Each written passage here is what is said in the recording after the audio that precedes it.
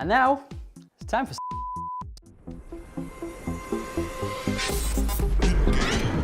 So, after several delays, THQ going bankrupt among the more tragic, the game is finally here. No, it's not Duke Nukem, we're talking South Park. This game, this is what we're talking about today. Let's have a look. In order to save the humans, the Grand Wizard must get to the new kid before the Drow Elves can manipulate his mind and use him to take the sacred relic from human hands. For whomever controls the stick controls the universe.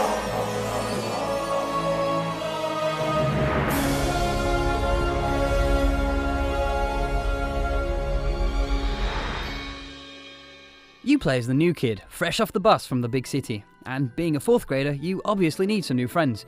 The first person you come across from the show is Butters, and together you head over to Cooper Keep in Cartman's backyard. Here, you're told about the Stick of Truth, and quickly get briefed on the epic battle between humans and elves. Being a mute kid, you get the endearing name, Douchebag. You entered Douchebag, is that correct? Are you sure you want to keep the name Douchebag? Very well, Douchebag. We'll try to keep the review as spoiler-free as possible, but keep in mind, talking about some of the bits of the game can't be avoided. The main missions are fairly linear, and rarely give you any noteworthy choices, but there's thankfully plenty of stuff to do in the world, and it's filled to the brim with side missions, areas to explore, and random encounters with enemies. You quickly realise that the entire game is soaked in the atmosphere of the show, both in terms of graphics and voice acting, but also running gags. It's all delivered by the same people behind the TV show, which is considered a definite advantage. It's not like the other licensed games where they try to force a game formula into a license that doesn't fit, so you need not fear another tacky FPS with snowballs. The game is basically divided into 2 parts, exploration and battle. While exploring, you walk around the city freely and almost all the familiar places are there. You also get access to a fast travel system fairly early in the game, so you don't have to waste too much time drudging from one end of the city to the other.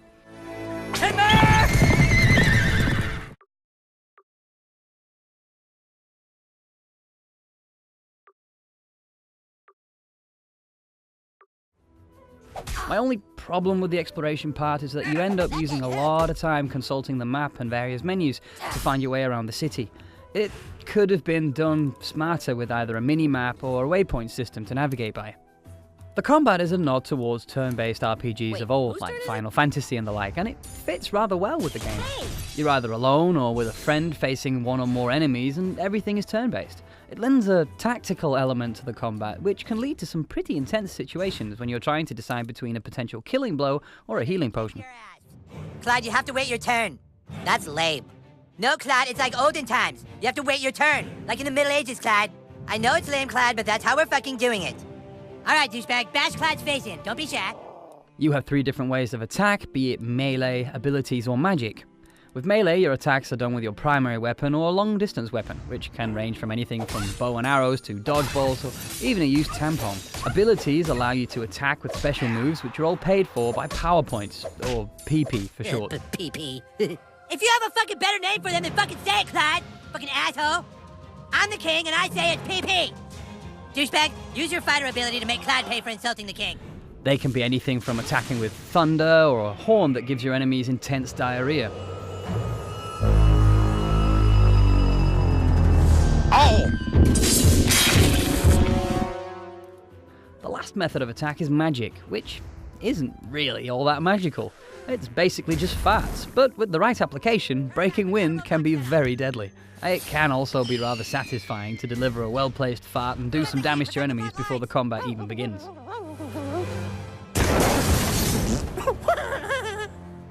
Having said that, it's not all fun and games though, as Ubisoft has recently taken a lot of flack for the censoring of the console version of the games in Europe and other places. A total of 7 scenes have been removed, and I have to say I don't really understand the choice. They claim it was a marketing decision, but the game's already been given an 18 by PEGI in Europe, so it's not going to get a lower rating by moving them, and the PC version hasn't been censored either. Yeah, it's a pain, but this is the kind of stuff you put up with living in a remote little mountain town. At least we don't have to deal with traffic. It does rather seem like a case of because reasons. Instead, they've chosen to show us a screen that explains what would happen had they not been so prude. We beat the game in about 12 hours, which Might not seem like a lot, but there's still a lot to do with additional side quests and the option to play through the entire game again as a different race.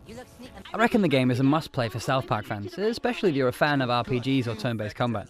The game might not really bring anything new to the table gameplay-wise, but everything works so well that you tend to forget the censorship and the at times clunky controls. All in all, we had a laugh playing it, which is becoming somewhat of a rarity these days. All things considered, I'd definitely say give it a go. Here we go again. So, what do you reckon? Is the game worth a bit of censorship? Tell us in the comments, and remember to like and subscribe. Comments are down there. You scroll down. This is a page, you're on the internet. It's cool.